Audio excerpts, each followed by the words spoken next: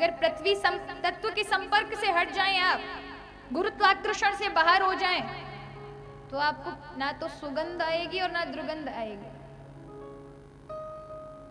इसलिए आप भगवान ने जब इस पृथ्वी को एक हिरण्याक्ष नाम का राक्षस ले गया, तब भगवान ने वाराही रूप, सूकर रूप ही क्यों धारण किया? और भी तो रूप धारण कर सकते थे अवतार में, लेकिन पृथ्वी गंध छोड़ती है और सूकर के अंदर गंध शक्ति का बड़ा महाराज बहुत तेज होता है उसके अंदर, कि वो बहुत दूर में अगर कोई गंध युक्त चीज होगी तो पहचान लेता है।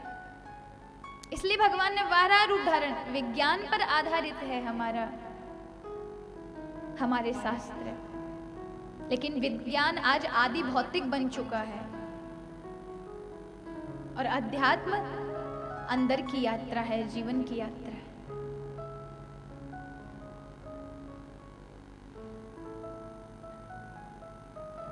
पृथ्वी से हमें गंध की प्राप्ति होती है, जल से। शरीर में 60% जल है आपके, अगर थोड़ा सा भी जल कम हुआ तो आप मर जाएंगे, आप तेजहीन हो जाएंगे। कोई थका हुआ आता है और एकदम से दिन भर खेती बाड़ी में काम किया या अपने ऑफिस में, उसे जल ना मिले कितना पागल हो जाता है। हल्के से जल के छींटे पड़े नहीं, पिया नहीं, एकदम तरोताजा हो गए। जल तत्व, वायु तत्व, जब आप श्वास लेते हैं, 1 मिनट श्वास रोक के देखें, अपने आप पता चल जाएगा क्या श्वास के बिना हमारा जीवन है? संभव ही नहीं। आप जब ऐसे हाथ करते हैं ना, तो भी आभास होता है, स्पर्श सुख से पता चलता है कि हवा है।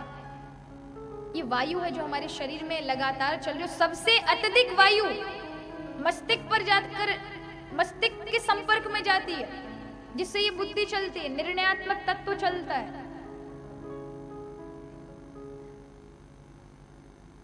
पृथ्वी, जल और आकाश, आकाश जिससे आप मुझे सुन पा रहे हैं। अगर ये आकाश तत्व ना हो तो आप मुझे सुन ना सको।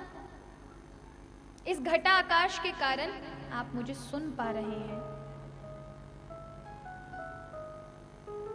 तो पृथ्वी, जल, वायु, आकाश और अंतिम है अग्नि। इस शरीर में अग्नि भी है। भगवान ने कहा है, अहम वैश्वानरो भूत्वा प्राणिनाम,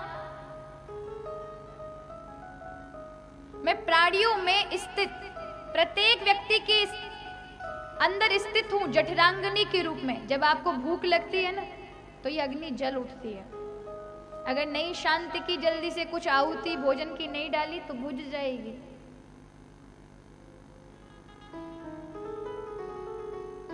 तो इन 5 तत्वों से ये शरीर बनता है। और हम भगवान से जाकर, यही जब मंदिरों में बड़ी बड़ी भव्य आरतियां होती हैं, तो वो दीपक अग्नि का प्रतीक है, वो अगरबत्तियां गंध का प्रतीक है, वो शंख आकाश का प्रतीक है क्योंकि वो शब्द करता है।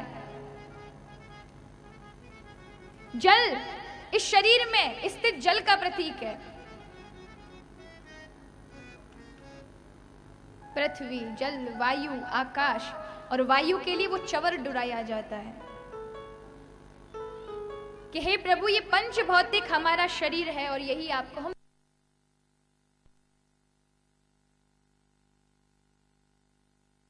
इस कृतज्ञता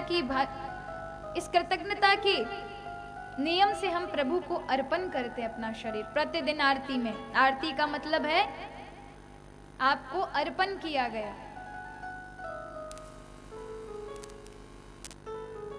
शिवालय भी अष्टांग योग का दर्शन कराता है।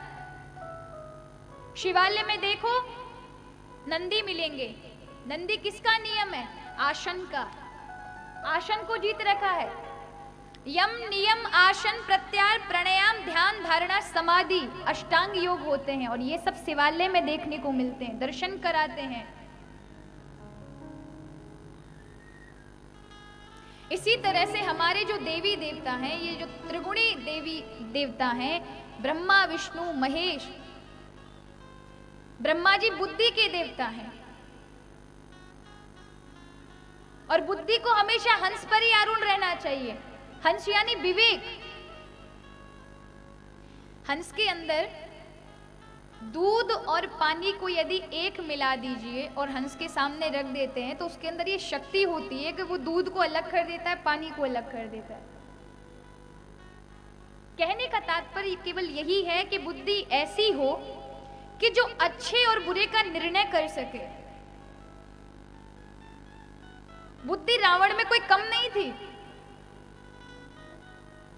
हिरण्याकश्यपु में कोई कम नहीं थी, कंस में कोई कम नहीं थी, दुर्योधन में कोई कम नहीं थी। सबके पास मति थी लेकिन विवेक नहीं था। बुद्धिमानी पाई, बुद्धिमता तो आई लेकिन जीवन में विवेक ना आया तो महाराज वही बुद्धि हमारे लिए घातक बन जाती है।